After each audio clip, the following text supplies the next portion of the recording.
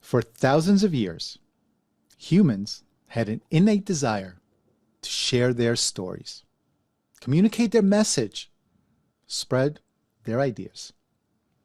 From cave paintings to myths and legends to Shakespeare, stories were passed down from one generation to the next.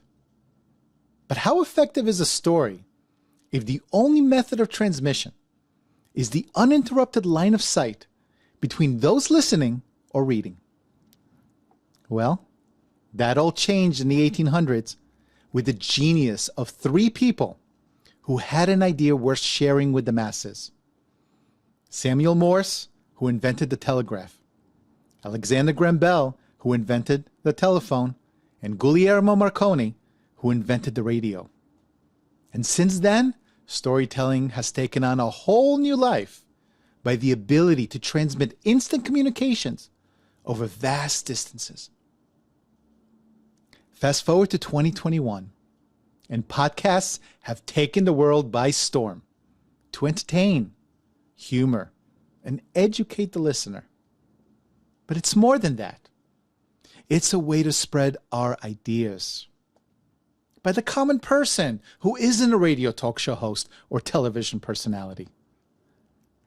We all now have the power to change the world with our ideas, our stories. One of my favorite TEDx talks is by Julian Treasure. He opened his talk with the following: the human voice, it's the instrument we play. It's the most powerful sound in the world, probably. It's the only one that can start a war or say, I love you. And yet many people have the experience that when they speak, people don't listen to them. Why is that? How can we speak powerfully to make change in the world? As podcasters, we must ask ourselves the same question. How can we speak powerfully to make a change in the world? In 2021, 57% of Americans have listened to a podcast. That is up 30% in 3 years. Weekly podcast listeners tune in on an average of 8 podcasts per week. And as of November 2021, there are more than 2.3 million podcasts out there. However, only 23% are active. Why? Why are so many podcasts experiencing pod fade? Meaning the host said sayonara just after a few episodes.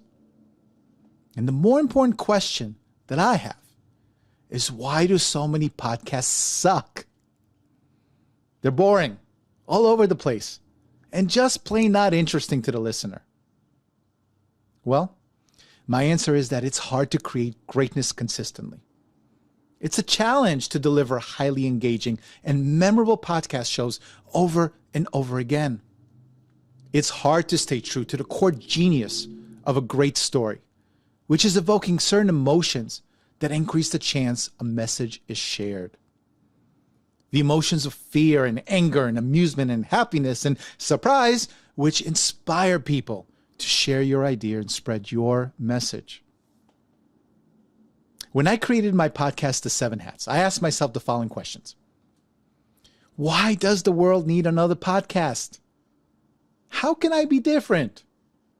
And most importantly, how could I not suck? And I responded as follows. My mission needs to be unique. I need to bring on exceptional guests only. And to not suck? Well, I had to prepare in advance so I can guide the guest along the interview in a way that tells a story worth sharing. So I'd like to discuss 3 ideas with you to get you there. Number 1, how to find exceptional guests. Number 2, how to research your guests, prepare questions that guide them through the interview. And finally, number 3, how to navigate the interview so it doesn't sound robotic and too structured. So how do I find exceptional guests? Well, you have to start with the end in mind. Who is your ideal avatar? Who's listening on the other side? So you might think that you're the hero of your podcast. You might think that your guest is the hero. But the reality is that your listeners are the hero of your podcast. Why? Because they're the ones that spread the message. They relate the story. Once you understand your listener, search out the places where your listener congregates. What podcasts do they subscribe to? What blogs are they reading? Which social media groups do they subscribe to? What YouTube videos do they seek to watch? By understanding your listener and knowing where they spend their time, you can easily find those teachers, coaches, writers, speakers, or personalities that your listeners seek. In addition, by frequenting those congregations, you get a sense of incredible topics to discuss. Your listeners are already telling you what they want to hear more of.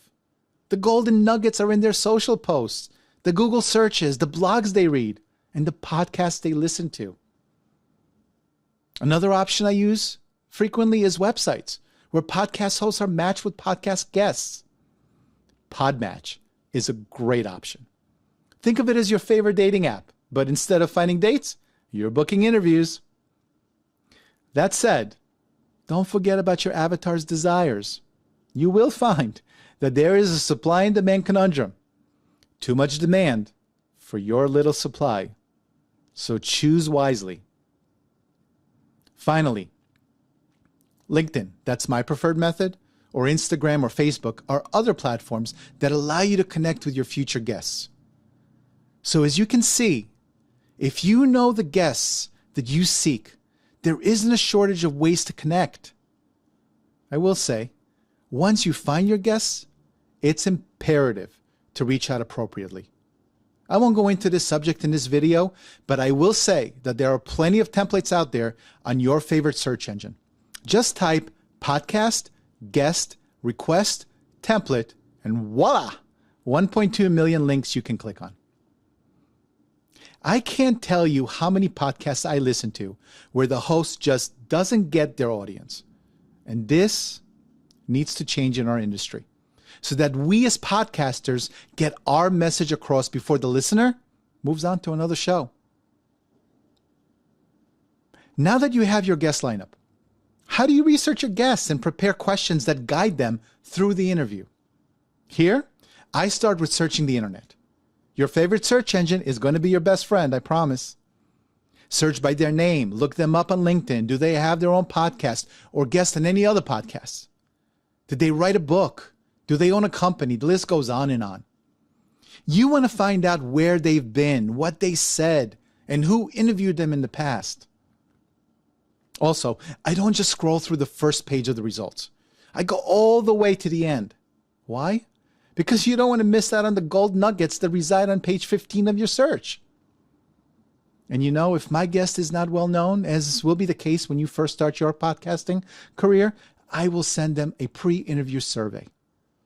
This method has its pros and cons though. On the one hand, you can gather the information that is not found in public.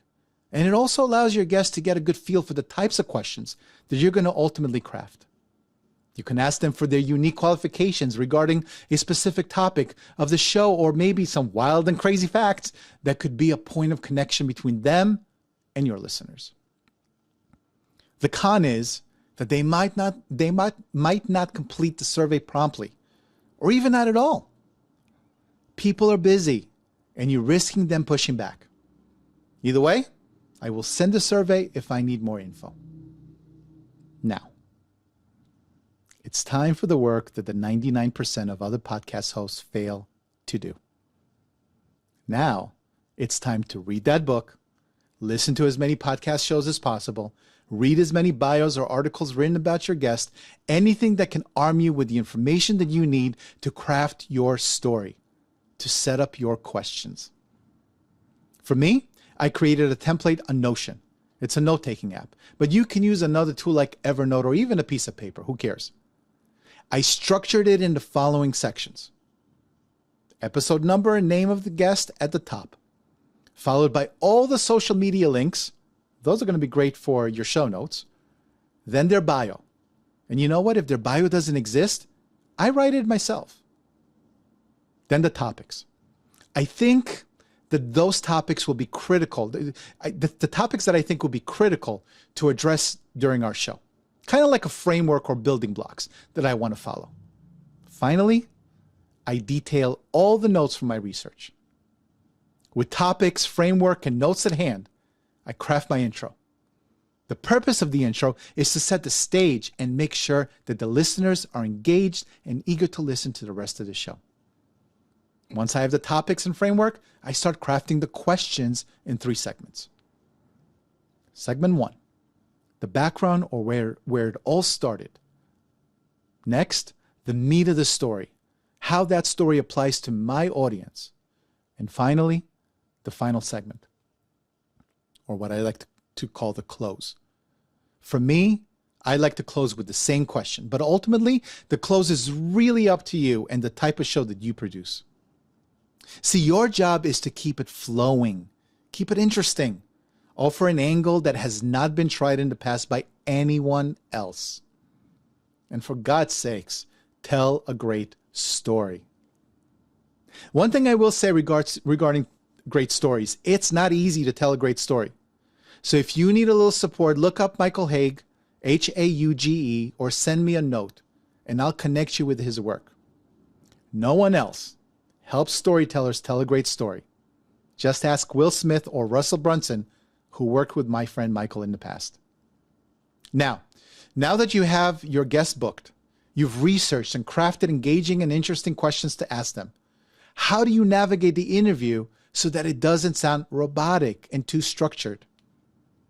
If you just ask one question after another, you will sound like so many other podcasts out there where the host just fires off question after question, which, you guessed it, sounds robotic and, in my opinion, boring. Look at the greatest interviewers out there. Larry King, Oprah, Charlie Rose, Joe Rogan. What do they have in common? Well, they all have a set of questions that they pre-write before the interview, right? Yes. But they don't sound like they've written those questions ahead of time. They don't sound robotic or structured. They have a conversation, and they tailor that conversation and questions according to that discussion. Actually, what they really have is a skill that most of us struggle with.